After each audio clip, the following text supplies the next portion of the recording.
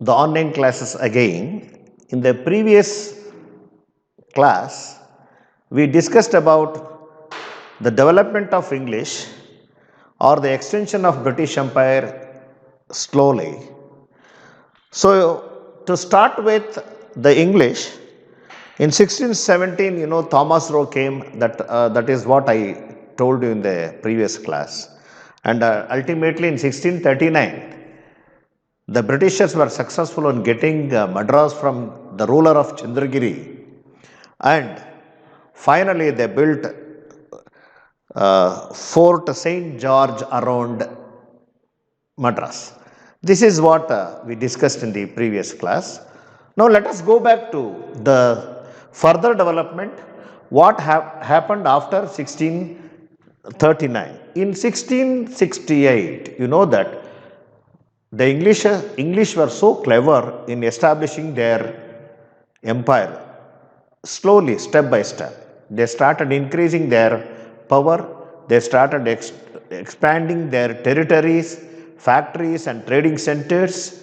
And you see this in 1668, Bombay was given to them by the Prince Charles.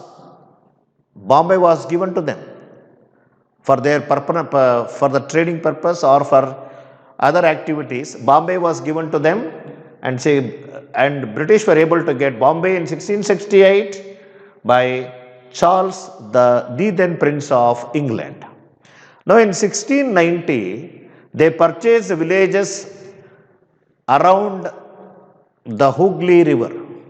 Hooghly is very close to Calcutta, and you know that these villages finally became, finally banks, in 1690 they purchased villages around banks of Hooghly River. By 17th century, the English were able to get headquarters. The English were able to make Bombay, Madras and Calcutta as the headquarters of their administration. And these were called presidencies, British presidencies. Presidencies means nothing but headquarters. They made Bombay in one direction. In south, they made Madras as the headquarters, and in another place, that is in the east, they made Calcutta as the headquarters, and in the west, they made Bombay as the headquarters. So, totally in the triangular shape, the entire South India was under their control. So, over a period of time, what happened was Calcutta became such a big city, and they developed as a major trading center. And British, for the first time, they started introducing their own way of laws and procedures in this place. That is, in Calcutta, British had their own laws, their own procedures of administration, and they became all the more powerful in this area. And Calcutta was the one place which controlled the rest of the places. So this is what happened by 17th century.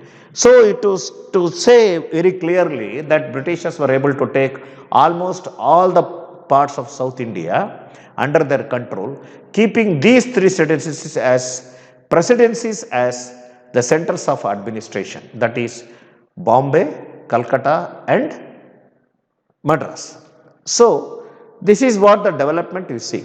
So followed by English, we have another European power coming to stay in India, that is the French. The French East India Company was started in the year 1664.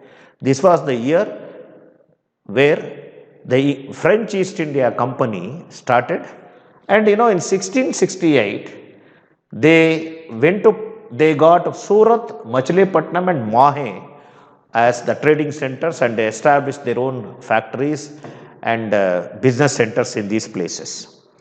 So in 1674, in the south they took the place Puducherry or Pondicherry, and that remained with the French for a long time as the center of administration, or it was almost the capital of French Empire in India. So in 1664, Puducherry or Pondicherry was made as the center of administration. And you should know that the important person in French administration is Dupleix. Dupleix was a very shrewd politician and an administrator, and he had a very big ambition of establishing French power in the south. He wanted to establish a very big French power in south, but the biggest impediment or the biggest check or biggest hurdle was the English. So over a period of time, what happened was the French and the English fought wars in the southern region. In the southern region, they fought 3 wars. These 3 wars are popularly known as 3 Carnatic Wars. The 3 Carnatic Wars was the rivalry between French and the English, but even the local kings were involved in this, and we will see what actually the 3 Carnatic Wars. This was the result of the rivalry between French and the English, but the wars were fought in the Indian soil. Let us try to examine what are the causes for these 3 Carnatic Wars, Carnatic War 1, 2 and 3. After this, we have 2 big battles to understand, that is the Battle of Plassey and the Battle of Buxar. With these 2 wars, we will come to the end of this chapter, but before that, we will analyze this causes and results of 3. Welcome back. I was talking about Carnatic Wars. This has to be understood a little, you have to apply your mind slowly, concentrate on the developments and concentrate on the reasons for these wars. So let us try to understand Carnatic Wars in detail. Before you understand what are the causes and results of Carnatic War, try to understand which place was called Carnatic by the British. See, Carnatic is a place between Eastern Ghats and Coromandel, which comes under coastal Andhra and Tamil Nadu. I have marked here very clearly the places which have to be understood as Carnatic. You see, this is the place, this is South India, and the coastal Andhra Pradesh and coastal Tamil Nadu, this is the place which was called as Carnatic. Here we have Nawabs, the administration of Nawabs, both the places, Carnatic as well as in Hyderabad. We had the rule of Nawabs, okay, or rule of Nizams. So to start with, first Carnatic War was fought in the year 1746 to 1748. You have understood which place was called Carnatic, and this geographical area, in this area, 3 Carnatic Wars were fought between French and the English with the support of the local rulers. With the support of local rulers means it is the Nawabs and the Nizams who were ruling the area. Now, let us go back to the causes of first Carnatic War. It started with the capture of Madras by La Bourdonnais. Madras is the headquarters of the British. You have already understood Madras was the British presidency. This was attacked and captured by La Bourdonnais. La Bourdonnais was a French commander who was in Mauritius. On the request of Dupleix, he was invited. In fact, he was asked to attack Madras. And when he took over Madras, naturally Britishers were in trouble. They sought the help of the local ruler Anwaruddin. British sought the help of Anwaruddin, who was a ruler of the area, but he could not help. He could not help the British, and he miserably failed. So after this, what happened was, La Bourdonnais, who was a French commander, took money from English and returned Madras to British. This was a funny development in this war. Even though he attacked Madras, He took money from English and returned. And this was not liked by the French commander Dupleix. And Dupleix was very angry with this development. He again attacked Madras but failed. He could not get back Madras to his side. However, the war was stopped. The war was stopped with the treaty which was concluded in Europe, that is the Treaty of Aix-la-Chapelle. With this treaty, the first Carnatic War came to an end, and naturally British took Madras to their side and everything was restored. The normalcy was restored and British had their own territory. So this is what happened in the first Carnatic War.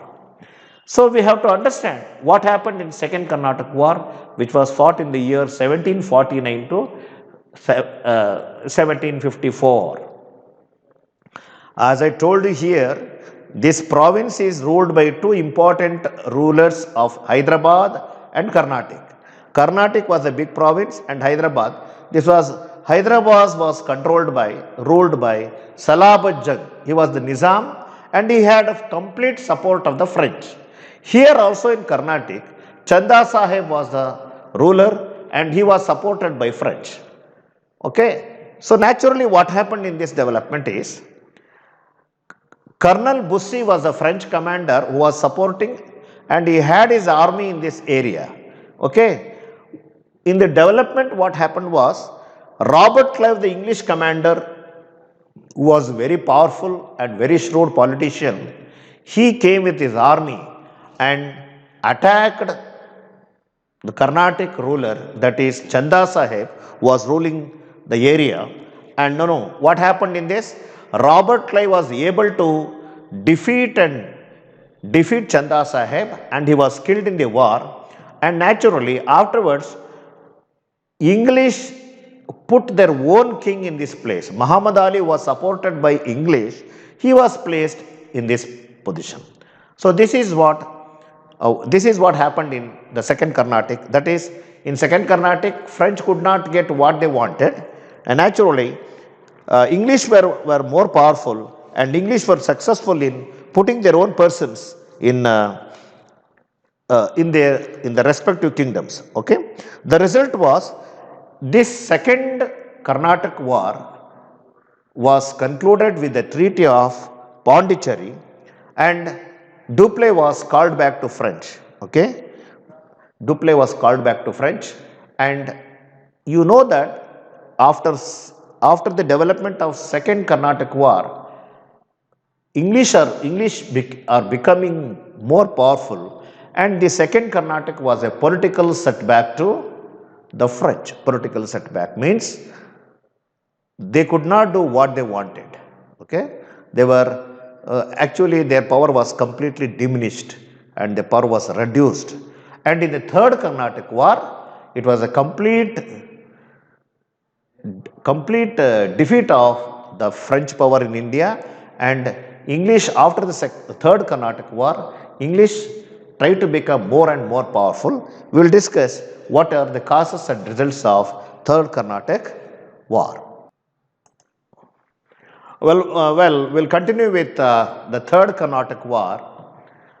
The Third Carnatic War started in the year 1756 and ended in 1763. Now let us try to understand what are the causes for this Third Carnatic War. French commander, it is all whenever the French have attacked, they were not successful. In the same way, French commander Count de Lally attacked Vandivash, which was in the hands of the British. This war is also known as Battle of Vandivash. It was in history, it is very popularly known as Battle of Vandivash. So, Count de Lally's attack on Vandivash was not successful. Sir Eyrecourt, the British commander, a very powerful British commander, Sir Eyrecourt defeated the French, and all the French officers were taken as prisoners in this war, and the French officers surrendered unconditionally in this war. They could not win the British. They could not do anything in this war except surrendering themselves unconditionally. Now, this is what happened in Third Carnatic.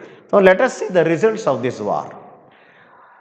This war was stopped in Europe. Actually, the main switch was in Europe, and the war ended with the Treaty of Paris. You know, where is Paris? Paris is in France. So, when when the treaty was concluded in Europe, naturally war also stopped in India, and the war ended with the Treaty of Paris, which was concluded in Europe. And Pondicherry was given to the French. Pondicherry was a French headquarters, and it was given to the French. And the most important development in this war is French lost all the importance in India. They could not do anything in front of the British, and British all the more became very, very powerful after Third Carnatic. And they become even more powerful after Battle of Plassey and Battle of Buxar. And after these two wars, British were successful in taking away the entire Bengal region as well as complete control of South India. We will analyze the Battle of Plassey and Battle of Buxar in the next classes.